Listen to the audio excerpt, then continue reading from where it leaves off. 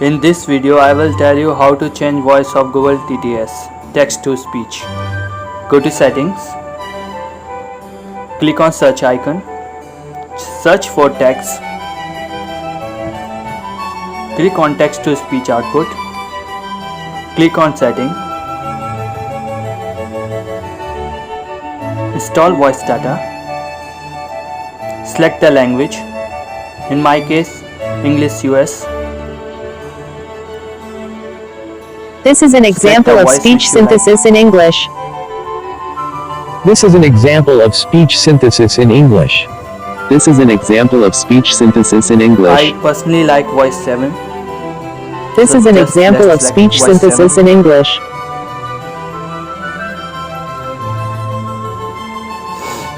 Now make sure that language is same language which you have previously selected.